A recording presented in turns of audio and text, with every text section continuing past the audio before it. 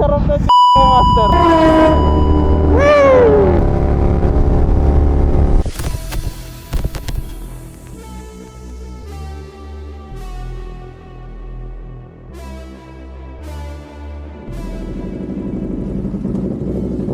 Lampas 10 rin siguro tayo ngayon. So na mga brokies, we are heading to Moto Market Santa Rosa. May mga imimit pa tayong mga riders doon. Sa totoo lang mga brokies, I've said this before sa vlog, kung bago ka nagmomotor, I suggest join Moto Republic. Kasi like this ride, kumbaga mas madali para sa'yo.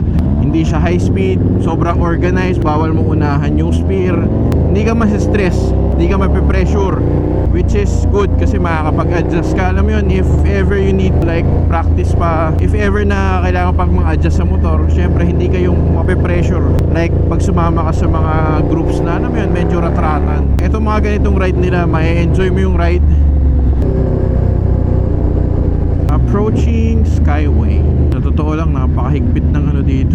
Tindi ng ano dito mga brokies, ng speed limit. Hindi naman tayo lumalabag. Ganda ng helmet ko, tingnan nyo. So, nalabas naman na natin to. Actually, YouTube ko pa lang ata nalalabas. Ano to mga brokies? This is a LS2 Thunder GP Pro FIM. So, FIM certified tong helmet na to. So far, hindi pa naman natin siya nagagamit ng malayo, from Antipolo to ano pa lang naman, to Centris. Okay siya, maayos. Sobrang gaanong helmet. Nag-fit siya, pang racing talaga siya. Yung mga kasama natin today naman med halo-halo.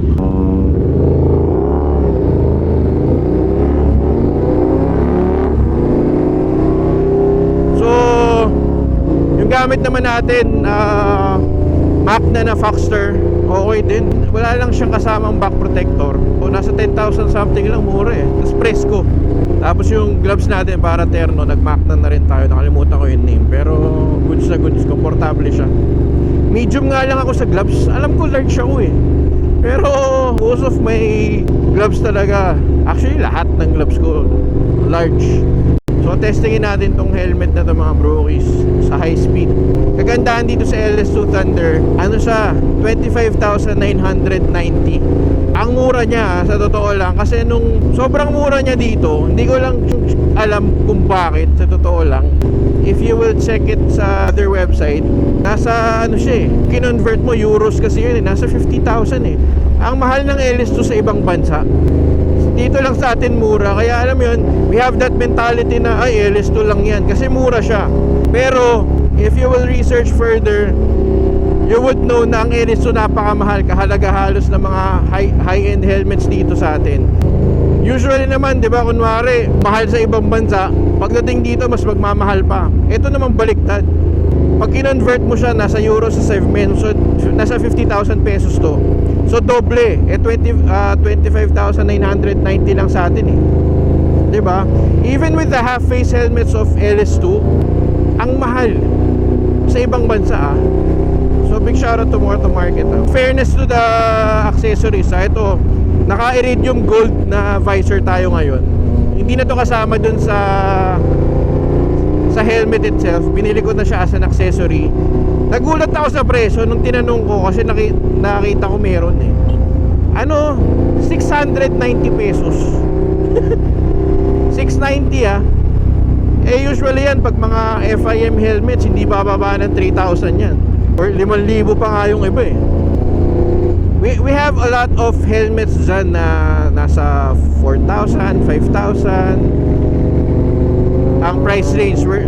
If we're gonna talk about the basic helmets that we have, yung medyo abot kaya or pangmasa na helmet, we have a lot of options available eh, di ba? May mga tig for 4,000, 5,000, 3,000, mga ganyan, right? Sa totoo lang, ako hindi pa ako nakakagamit nung ibang ganong helmet.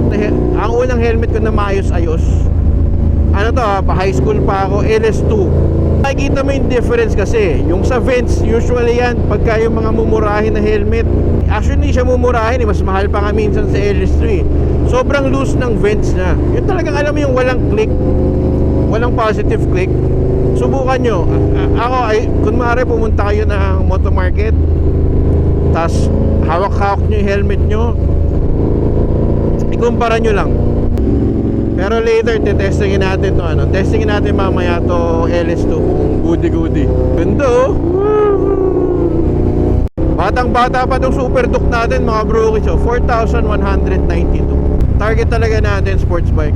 Gusto kong bumalik ng sports bike. For sure, kayo rin naman gusto nyo bumalik tayo sports bike, di ba? Para iba naman yung makikita nyo. Sa mga solid na brokies natin, kung matagal na talaga kayo dito sa channel, buong buhay natin sa pagbablog, most of the time naka sports bike tayo, di ba? Actually, ang naging naked bike pa lang talaga natin, yung unang-una nating motor na nagbablog, MT-07 tsaka to. Pero malayo naman sa MT-07 kasi to. Kumbaga, ano to hyper naked to. Pero syempre, mas gusto natin ngayon, feeling ko naman kaya ko na yung aggressive na na sitting position. Di ba yung mga yuko-yuko na ganyan?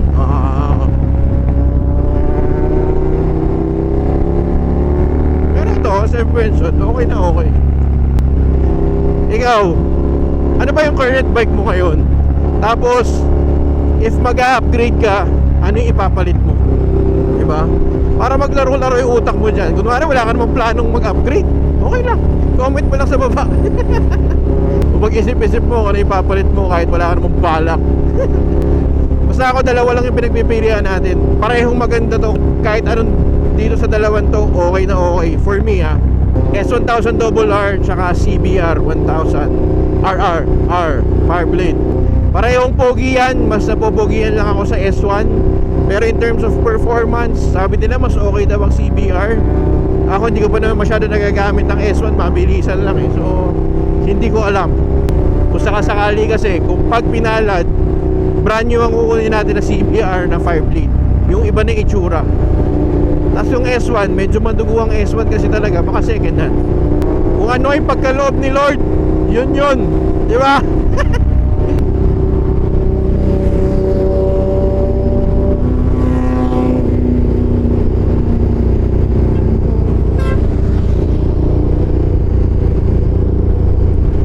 Bitaw lang tayo sandali sa linya.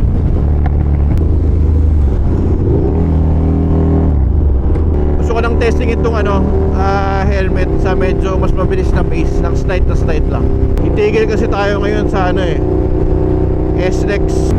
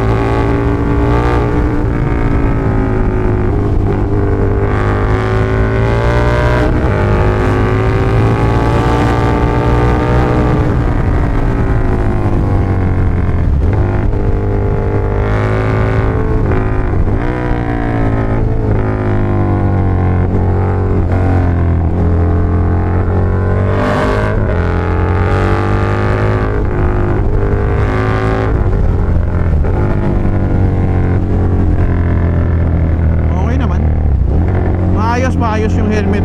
Tago tayo dito sa may gilid, nakakaya, inunahan natin yung linya. Habol tayo sa linya. Nakakaya Tinesting lang natin na mabilis. Pero masyadong maikli. Mamaya subok ulit mamaya. Pagpa-uwi siguro. Char.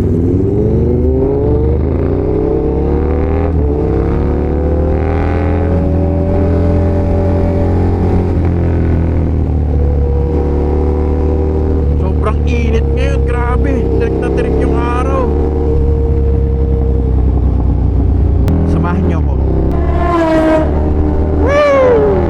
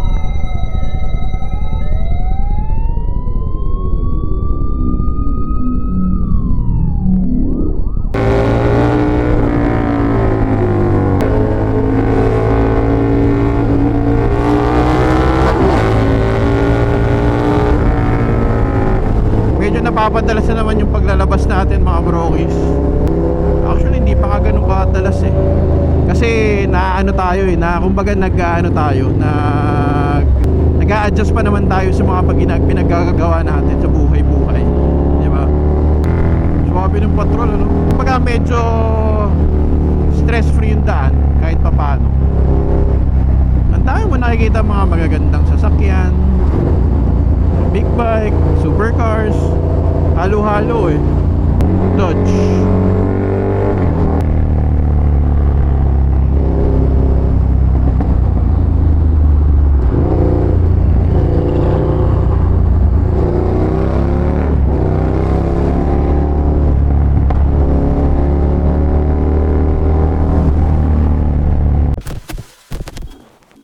Kung magkakaroon kang chance na makakuha ng Super Duke, subukan mo kasi iba yung performance itong bike na to. Talagang wild. Tsaka dito sa grupo na to mga brokies, ma-share ko lang hindi ka maiilang, as in approachable lahat. Wala. Feeling mo close na kayo talaga kagad. Kasi welcoming naman sila. Yan. So big shoutout kay Master JD of Motorismo, siya nagsasama sa atin dito kasi. Lagay na lang din natin dyan sa description below para ayan, if you're interested to join, nandun lahat ng schedules naman eh. Ito pala mga brokies yung Moto Market Santa Rosa. First time ko nakapunta dito. Oh, yabang. Kita mo. Sino yung expect na malalagay tayo dyan, di ba? Ang laki pa ng pisngi ko dyan, putsang yan. At pala pina-edit ko ng onti eh. Yung pisngi ko parang double chin eh. Mga apat na ikot na yun. Mga ganun.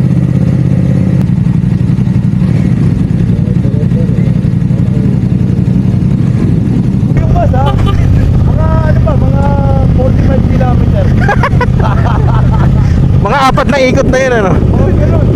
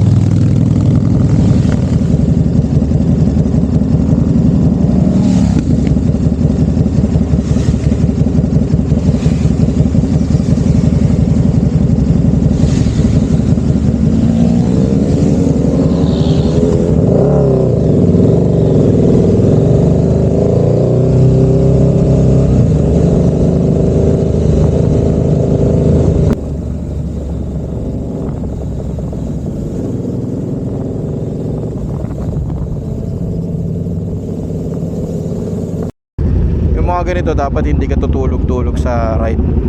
Whoop!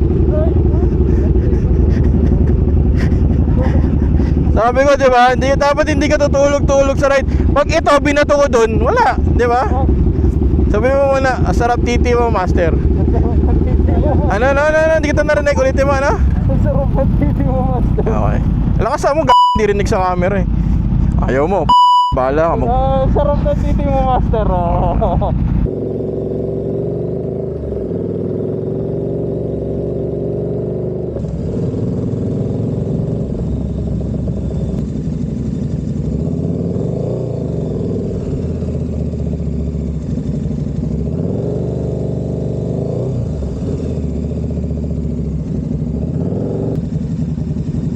Yung mga kasama nating bikes, mga brokies.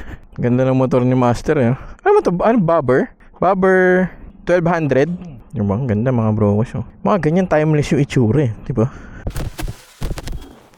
Tagpo tropa mong pa-superstar. Naka-full gear ka ngayon ah.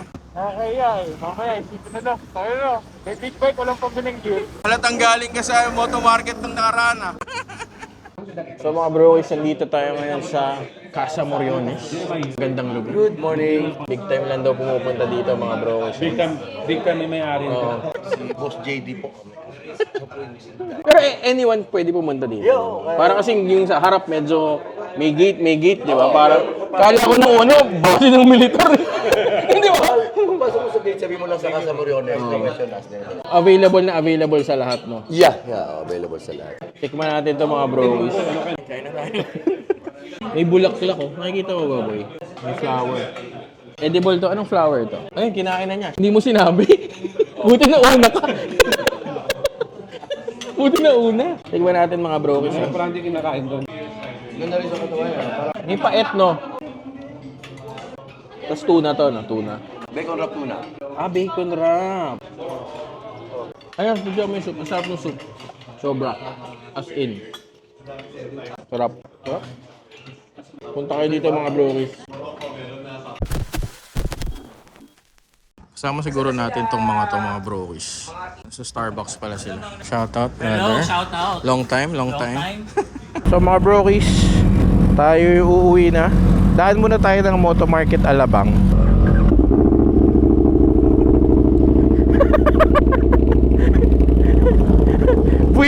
Buwisit yung tunog eh, no? Ay mga kasama natin, mostly maraming adventure bikes eh. May mga naked din naman. May isa lang yung sports bike, 6R. Solid yung ano dito mga brokis, yung resto nila master packed. Pagpasok mo talaga dito sa lugar, para siyang alam mo yung vibes ng, para siyang Clark vibes. Pag exit mo ng Kabuyaw, dito na siya, kaliwa ka lang dyan. Test na ulit natin tong dito medyo maluwag-luwag. Tayo mo ako. Unahem sila.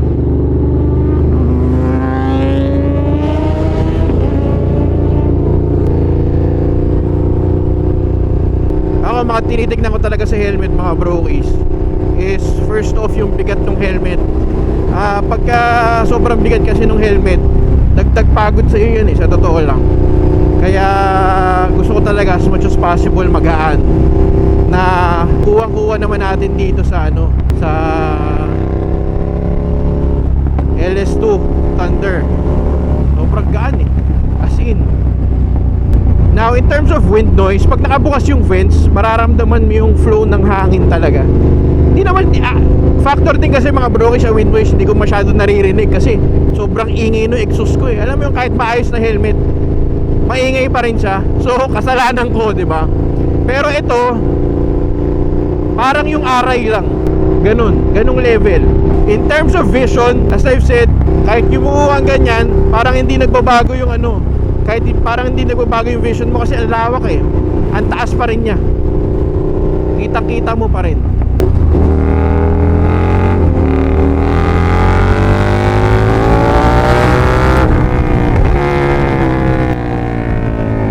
Siya, eto since race helmet siya, sobrang snug fit. Pero not to the point na alam mo yun, parang sakal ka na. Meron kasing mga helmet talaga na sobrang snug fit, masakit na sa pisngi kahit sakto lang yung size sa'yo. Mga ganong level. Si Giro, gusto ko lang matesting siya ng talagang alam mo yun, medyo maluwag-luwag yung daan.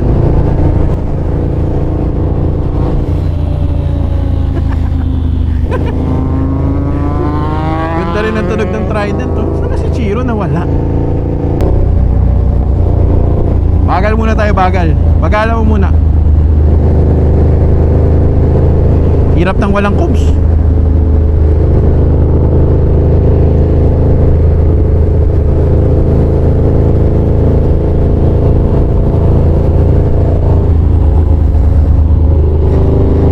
Yabang oh.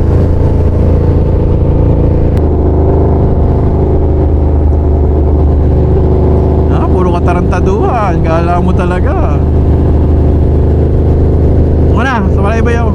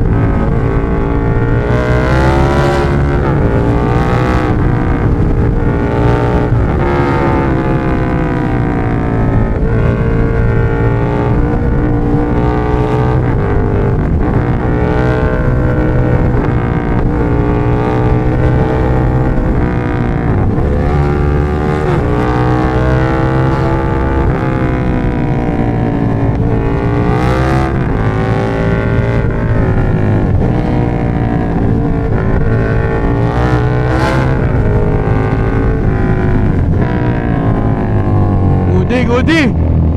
Nung rumatra tayo kanina mga brokies, nakasara yung mga vents nito eh. Parang nagva-vibrate siya. Hindi ko alam kung mali yung body position ko.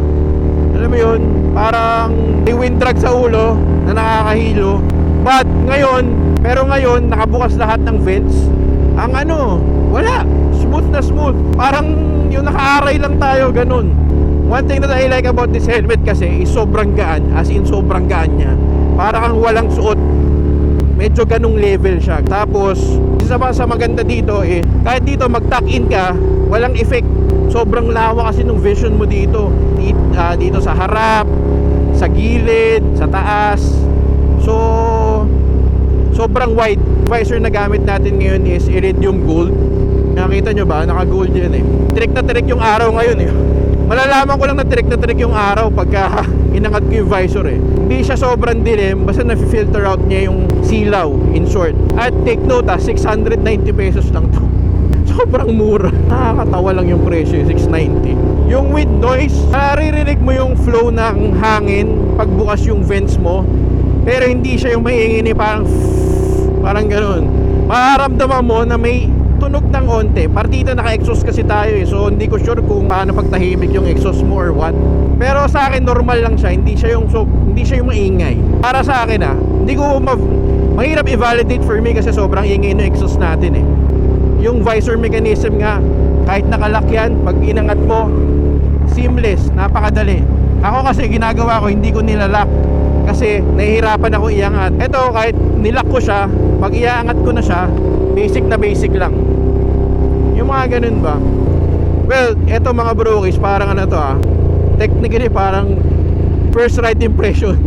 Siyempre, unang beses pa lang naman natin nagamit yung helmet eh. Pero so far, hindi naman ganun kalayuan yung ride namin. Snug fit siya, sobrang snug fit.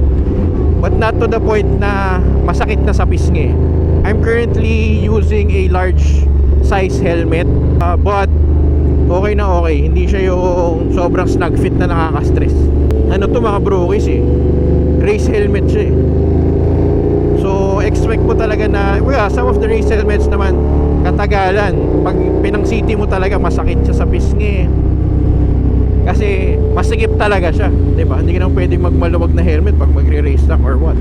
Pero ito so far okay pa naman. Hindi ko lang sure pag alam yun, pag na long ride talaga natin ng legit na long ride. 'Di ba? So malapit na tayo sa Moto Market Alabang.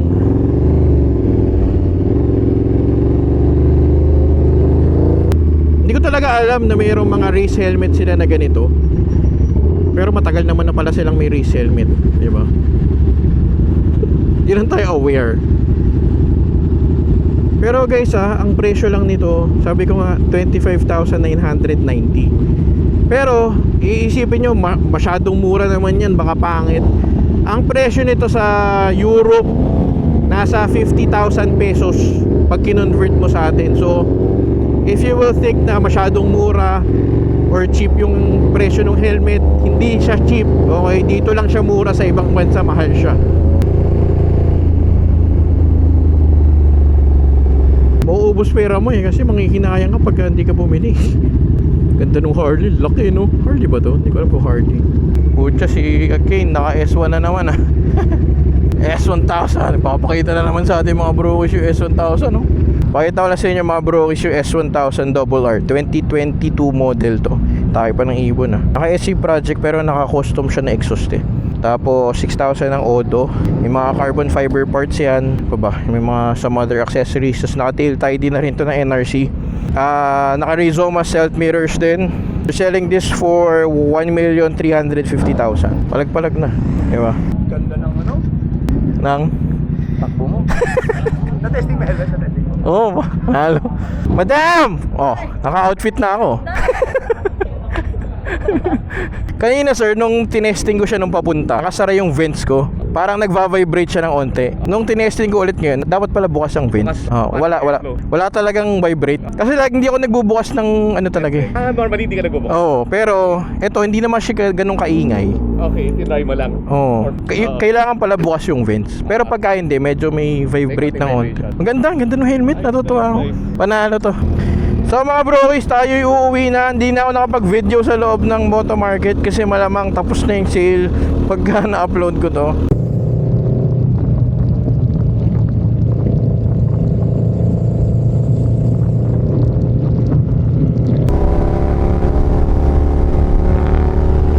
Wow! Aliwalas talaga lubak. Wow! POV, nagkabit ka ng camera sa likod mo. Pero kabado kang baka malaglag. Buhay vlogger.